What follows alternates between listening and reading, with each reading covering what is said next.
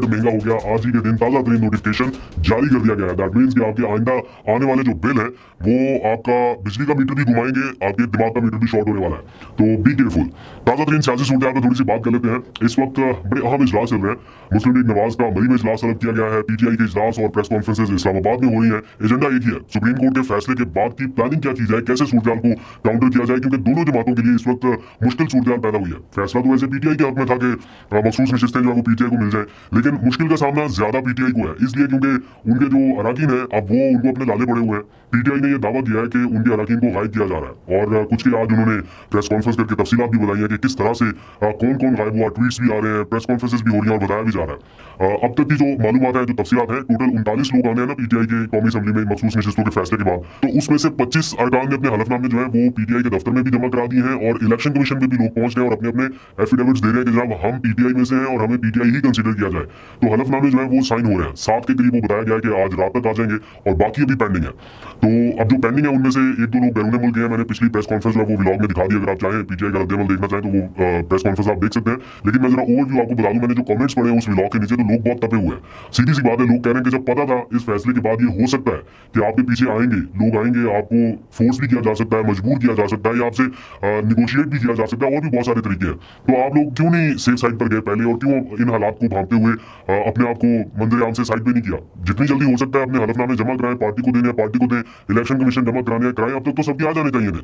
ये जो पेंडिंग है या जो अभी भी कह रहे हैं कि आज रात तक आ जाएंगे, मेरा ख्याल है उनको तो सुप्रीम कोर्ट के फैसले के अगले कोई 10-12 घंटे के अंदर अंदर ये काम कर देना चाहिए था, ताकि इस सिचुएशन से बचा जा सकता, पार्टी भी बच जाती। लेकिन अभी थोड़ी मुश्किल सूरत हाल से दो चार है। खैर, इस सारे मामले पर पीटीआई की आदत का एक अहम इजलास हुआ है कुछ देर पहले, और जितने मेंबरान हैं उनमें से बाज ने ये राय दी है कि ये जो डराने धमकाने वाला सिलसिला है या मुबैना अगवा वाला जो मामला है, इस पर फौरी तौर पर सुप्रीम कोर्ट ऑफ पाकिस्तान से रजू किया जाए, क्योंकि ये फैसला सुप्रीम कोर्ट का है। इसलिए सुप्रीम कोर्ट को ही आगे प्रोटेक्ट करना है कि किस तरह से उनके अराकीन जो है वो प्रोटेक्ट रह सके, उनकी पार्टी प्रोटेक्ट रहे, क्योंकि बेसिकली तो पार्टी के राइट्स को प्रोटेक्ट किया गया ना। बहुत सारे मुखालफिन अभी वो बड़ा शोर करते हैं कि देखिए पीटीआई तो फ्री की नहीं थी और सुन्नी इत्तेहाद काउंसिल के पास चला गया। भाई सादा सी बात है, पीटीआई फ्री थी या नहीं थी, लेकिन सबसे ज्यादा मुतासिर तो वही थी ना, नुकसान तो सबसे ज्यादा पीटीआई का ही हुआ था, तो इंसाफ भी उसी को मिलना था ना। ये सुन्नी इत्तेहाद काउंसिल, कब इन्होंने इतनी नशिस्तें जीती हैं? ये सुन्नी इत्तेहाद काउंसिल के जो लोग आए हैं, ये किसके नाम पे वोट लेके आए थे? तस्वीरें किसके नाम की लगाई थी? वोट किसके नाम पे मांगा? आवाम ने क्यों इतने आजाद उम्मीदवार सुन्नी इत्तेहाद काउंसिल को दिए? इसलिए कि बैक पे पीटीआई थी। आप सारे नहीं कहते रहे PTI backed candidate, TV channel वाले नहीं चलाते रहे पीटीआई बैक्ड कैंडिडेट, और साथ में पीटीआई का झंडा लगाते थे, साथ में वो सुन्नी इत्तेहाद काउंसिल का दिखाते थे, इंडिपेंडेंट भी लिखते थे और पीटीआई का कलर भी दिखाते थे। तो पता था ना कि पीछे पीटीआई है, तो इसीलिए मिला। तो अब रोना धोना जो है ना वो उसका कोई फायदा नहीं है। और ये तजवीज़ दी गई है पीटीआई के अराकीन को कि फौरी तौर पे सुप्रीम कोर्ट से रजू किया जाए और उनसे ये कहा जाए कि हमारे जो अराकीन है उनको प्रोटेक्शन दी जाए। और साथ ही ये भी मुतालबा किया गया है आज के इजलास में कि फौरी तौर पर तमाम अरकान सूबाई असम्बलियों के इजलास बुलाने के लिए, सेनेट का इजलास बुलाने के लिए, कौमी असम्बली का इजलास बुलाने के लिए रिक्वेजिशन जो है वो दे दें। रिक्वेजिशन एक दरखास्त होती है जिसमें एक नंबर ऑफ पीपल जो है, अरकान जो है, अगर सर्टन अमाउंट उन लोगों की वो दरखास्त दे दे तो फिर इजलास बुलाना जरूरी हो जाता है। तो इसलिए ये कहा गया है कि अब इजलास बुलाया जाए ताकि ये मामला कौमी असम्बली में या सूबाई असम्बलियों में भरपूर तरीके से उठाया जा सके। और ये बहरहाल डिसीजन हुआ है कि मैंडेट का दिफा हर सूरत किया जाएगा। अब अगर सुप्रीम कोर्ट की तरफ से आपको मैंडेट मिलने लगा है तो किसी नालायकी या सुस्ती की वजह से ये हाथ से जाना नहीं चाहिए। मीनवाइल जो हुकूमती इत्तेहाद है उसको भी अब ये एहसास होने लगा है कि अदलिया का रुख जो है वो बहुत तेजी से पीटीआई की जानिब बदल रहा है, और बयानिए की दौड़ में ऑलरेडी पीटीआई बहुत आ गया। कोई नैरेटिव हो, कोई बयानिया हो, पीटीआई सबसे आ गया, नेशनल भी इंटरनेशनल फ्रंट के ऊपर भी उनकी लॉबिंग स्ट्रॉन्ग है। हर जगह जहां पर वो चाहते हैं अपना नैरेटिव आगे ले जाते हैं, और ये हुकूमत में होते हुए, वसाइल होते हुए फिर भी कुछ नहीं कर पा रहे, सिवाय इसके कि टीमें बदल दें, शफल कर दें, इधर से उधर, उधर से इधर, लेकिन हो कुछ नहीं रहा। तो और साथ में ये सोच भी पाई जा रही है कि इमरान खान को जेल में रखा इतनी देर, हासिल क्या हुआ? उल्टा उनकी मकबूलियत और बढ़ गई। इमरान खान की हुक्मरान इत्तेहाद के माथे पर एक स्टिग्मा लग गया हमेशा के लिए फॉर्म 47 का। अगर आप इमेजिन करें कि इमरान खान जेल में ना होते, सिचुएशन थोड़ी नॉर्मलाइज होती और इलेक्शन हो जाते, तो क्या पीएमएलएन की सिर्फ 17 सीटें होती? तो इसलिए बड़ा बड़ा क्लियर है कि एक तो इमरान खान का कद काट बड़ा किया, अपने माथे के ऊपर फॉर्म 47 का स्टिग्मा लगा दिया। हुकूमत तो ले ली चलो जैसे तैसे करके, जनाब हमने हुकूमत में आना है, करनी है, फॉर्म 47 बनाए, रिटर्निंग अफसरान से फैसले लिए, जैसे भी है, लेकिन स्टिग्मा एक लग गया जो हमेशा के लिए रह जाएगा। ये धुलने वाला नहीं है। पहले लोग मिसालें देते थे ना, 90 की दिहाई नहीं है, आने वाले दिनों में ये छांगा मंगा वाली मिसालें सारी साइड पे हो जाएंगी। अब ये 2024 के इंतखाबात के बारे में बात हुआ करेगी। तो लेट्स सी आगे कैसे चलता है मामला। फिर एक और जो परेशानी का बाइस है हुक्मरान इत्तेहाद के लिए वो ये कि अदालत का एक ट्रिकल डाउन इफेक्ट आ रहा है। दैट मींस कि ऊपर से शुरू हुआ, नीचे, फिर उससे नीचे, फिर उससे नीचे, यानी सुप्रीम कोर्ट से फैसला पीटीआई के हक में आया ना, उसके बाद इस्लामाबाद हाई कोर्ट तक उसका इम्पैक्ट आया, फिर डिस्ट्रिक्ट कोर्ट तक उसका इम्पैक्ट आया, और रिसेंट टाइम में आपने देखा कि जिस तरह से ये ट्रिकल डाउन इफेक्ट काम कर रहा है कि बैक टू बैक 3 फैसले जो है मातहत अदालतों तक भी वो पीटीआई के हक में आ रहे हैं। इमरान खान खान बुशरा बीबी वाला फैसला हो, रिजर्व सीटों वाला फैसला हो, या अभी आज सनम जावेद वाला फैसला हो, जजेस ने कैसे फैसले सुनाए हैं। और आज वाले जज साहब ने तो कितनी जल्दी फैसला सुनाया, और उनका अगर तहरीरी फैसला पढ़े सनम जावेद के हवाले से, उसमें तो वो वाकई पढ़ने लायक वो फैसला है, जिसमें उन्होंने लिखा है कि बगैर किसी एविडेंस के, बगैर किसी चीज के आप कह रहे हैं कि जनाब जिस्मानी रिमांड दे दिया जाए। तो ये सारी चीजें हैं। फिर सनम जावेद को जिस तरह से रीअरेस्ट किया गया, मैंने वो मंजर देखे, आपने भी ऑब्वियसली सोशल मीडिया पर देखे होंगे। बड़े अफसोसनाक मंजर है। मतलब कोई शख्स ऐसा नहीं है, शायद कोई उनके मुखालिफ भी होगा, कोई सूरत हाल को अप्रिशिएट नहीं करेगा कि बहुत अच्छा हुआ गिरफ्तार हो गया। मतलब हमने देखे विजुअल्स, उसका वालिद, उनकी वालदा किस तरह खुश थे लोग कि चलो इतनी देर बाद रिहाई हुई। किसी ने कोई शिकवा नहीं किया, किसी ने कोई बात नहीं की।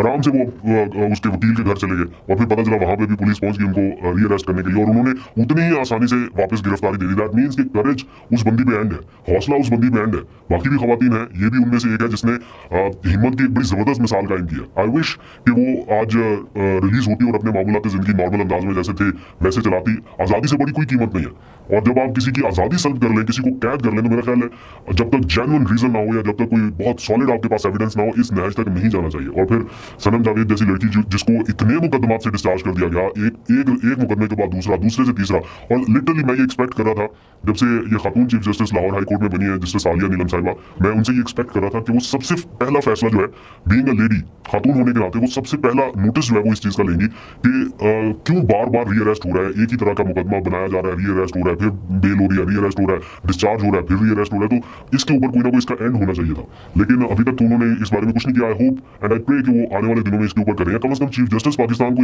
नोटिस लेना चाहिए था, बड़ी अदालतों को नोटिस लेना चाहिए कि कब तक इस तरह से लोअर कोर्ट्स के डिसीजंस को बार बार चैलेंज किया जाता रहेगा। तो वंस फॉर ऑल इस मामले को सेटल होना चाहिए। खैर आगे बढ़ते हैं। आज इमरान खान की 9 मई के मुख्तलिफ मुकदमात में गिरफ्तारी डाल दी गई है। ऑब्वियसली उनके वकला जो है इसे लाहौर हाई कोर्ट में फाइट बैक करेंगे, ताकि कम से कम इसमें उनकी जमानतें जो है वो रिस्टोर हो। ये जमानत खारिज करने की कोई रीजन नहीं है कि जनाब मुलजिम अदालत में पेश नहीं हो रहा। आपके सामने है पूरी सिचुएशन, पूरे पाकिस्तान के सामने है कि उनकी एक झलक जो है वो पब्लिक से दूर रखी जा रही है। तो कैसे कोई मुलजिम अपने आप आपकी अदालत में पेश हो जाए? आपको तो जमानत कंफर्म कर देनी चाहिए थी इन हालात में, जब पता है कि एक ऐसी सिचुएशन है। बहरहाल अदालत का फैसला है, उसकी इज्जत तकरीम अपनी जगह। हम तो उन लोगों में से नहीं है जो अदालत के फैसले के ऊपर एकदम से चढ़ाई शुरू कर दें, लेकिन लीगल फाइट बैक जो है वो ऑब्वियसली पीटीआई का राइट है, उसे करनी चाहिए और करेगी भी ऑब्वियसली। और फिर जो ये नैब वाला मुकदमा है, इसमें भी अब चूंकि वो अरेस्ट है, तो उनका रिमांड जो है वो 40 दिन वाला, वो उसका सिलसिला एक शुरू हो जाएगा। तो फौरी तौर पर इमरान खान की रिहाई का अब इमरान जो है वो नहीं है, अनटिल अनलेस के कोई अदालत ऐसा इंटरवीन ना कर दे कि वो सारा सेट असाइड कर दे उनकी इस मूव को नैब ने जो किया है। अदरवाइज मुझे लगता है कि अब 40 दिन वाला जो रिमांड है, पूरा 40 दिन तो ना सही, लेकिन कम से कम 20-25-30 दिन तक के आसपास तो जाएगा। अच्छा, आज की एक और बहुत ही बड़ी और दिलचस्प खबर जो है वो आई है मौलाना फजलुर रहमान और बिलावल की जमात के हवाले से। यानी मौलाना की जमात ने बिलावल से मुतालिक एक बड़ा सख्त रद्दमल दिया है। बिलावल जरदारी ने आज गवर्नर हाउस पेशावर में कोई प्रेस कॉन्फ्रेंस की है, और उसके ऊपर जेयूआई ने अपना रद्दमल देते हुए कहा कि बिलावल जरदारी मोहल्लात में बैठकर तज्जिए कर रहे हैं, सौदेबाजी से इक़्तिदार की मसनद पर बैठना जमहूरियत का खून करना है। असम्बलियों की खरीदो फरोख्त करने वाले बाद में जमहूरियत के ठेकेदार बन जाते हैं। ये जेयूआई फे ने बिलावल से मुतालिक कहा। फिर साथ ये कहा कि सिंध की हालत जार जो है वो पीपल्स पार्टी की क्यादत का अवामी खिदमत से मुतालिक जो एक दावा है, उसका मुंह बोलता सबूत है कि कितनी की खिदमत की गई है। फिर मुफाहमत वाली जो बातें हैं, कहते हैं ना मुफाहमत के बादशाह जरदारी, तो वो जेयूआई ने कहा मुफाहमत के नाम पर मफादात की सियासत करने वाले पाकिस्तानी अवाम के सामने अयां हो चुके हैं, बेनकाब हो चुके हैं। और फिर कहा कि जाली इंतखाबात की जैसे ही बात करते हैं तो पीपल्स पार्टी के दोस्त खाम खा नाराज हो जाते हैं। ये तर्जुमान जेयूआई की जानिब से बयान है। दैट मीन्स कि बिलावल और मौलाना के दरमियान काफी ज्यादा रिफ्ट आ चुकी है, जिसका आज खुल के इजहार किया गया।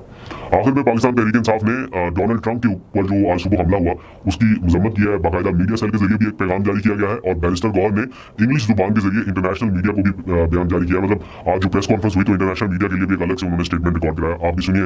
मुझे दीजिए इजाजत, अपना बहुत सा ख्याल रखिए। अल्लाह हाफिज। At the end, on behalf of the people of Pakistan and on behalf of the worker and supporter in Pakistan Tehreek Insaf, as the chairman, we condemn and deplore the assassination attempt on Donald Trump. We hope that the American people would decide the fate of their democracies. They have the right to take part and participate in the democratic process that is already underway. We are very glad that he has survived that attempt. Thank you very much.